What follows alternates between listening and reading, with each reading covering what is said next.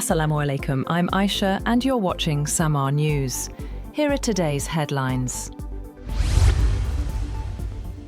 Iran's President Masoud Pezeshkian says Tehran is ready to accept verification of its nuclear program to prove it is not seeking atomic weapons. Speaking in Tehran, he said Iran would not bow to what he called excessive Western demands, including over its missile program. The statement comes as talks with the United States continue amid deep mistrust on both sides.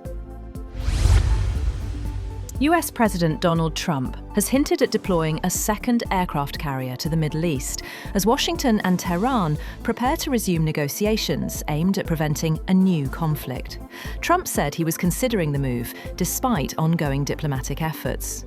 Talks between the United States and Iran were facilitated by Oman last week. Iran's foreign ministry said the discussions helped gauge Washington's seriousness and showed enough common ground for diplomacy to continue.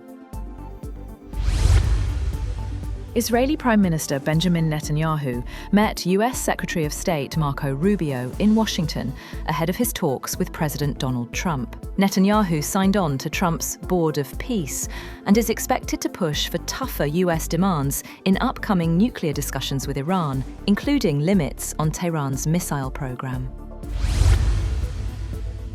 Also, France says it will increase humanitarian visas for Iranians seeking asylum following Tehran's recent crackdown. Foreign Minister Jean-Noel Barrot said Paris aims to support opponents persecuted by the regime. He told Parliament that France would expand protections for those seeking refuge. Poland and Italy have decided not to be part of President Trump's proposed Board of Peace, citing legal and political concerns. Polish Prime Minister Donald Tusk told a government meeting that the decision was made after taking into account certain national doubts regarding the shape of the board. Giving his reason for not joining, Italian Foreign Minister Antonio Tajani said there was an insurmountable constitutional barrier on Italy's side. However, both governments say they remain open to cooperation if the framework changes.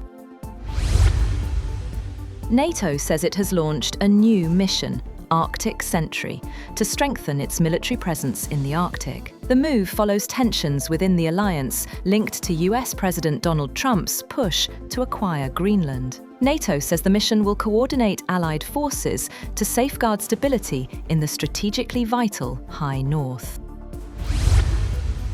The Kremlin says Russia will seek clarification from the United States over new US restrictions on Venezuela's oil business, amid complaints the measures exclude Russian involvement. Russian officials, including Foreign Minister Sergei Lavrov, have described the US limits as discriminatory and are in talks with Washington over the issue. The US Treasury recently issued a general license to facilitate oil and gas exploration and production in Venezuela, but it does not authorize transactions involving Russian or Chinese nationals or entities. Moscow's outreach reflects broader tensions over energy and geopolitical influence in the region.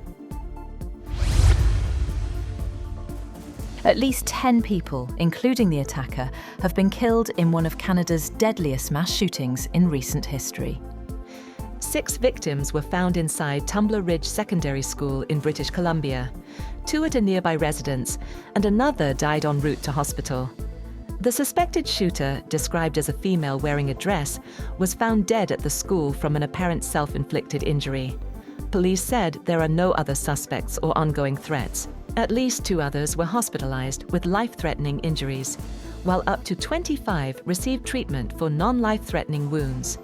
Officials confirmed counseling would be offered to students and the community. Colombian President Gustavo Petro narrowly escaped an assassination plot while flying with his daughters, officials said. His helicopter was unable to land as planned due to threats from drug traffickers, forcing the aircraft to remain over open waters before safely reaching an alternate location with naval support. Petro, who has faced repeated threats since taking office in August 2022, remains on permanent alert amid rising violence ahead of presidential elections. The assassination attempt coincided with the kidnapping of Senator Ada Quilquo in Coca. She and her bodyguards were safely released. That's all for now. For more updates, visit www.samar.tv. Thank you for watching Samar News.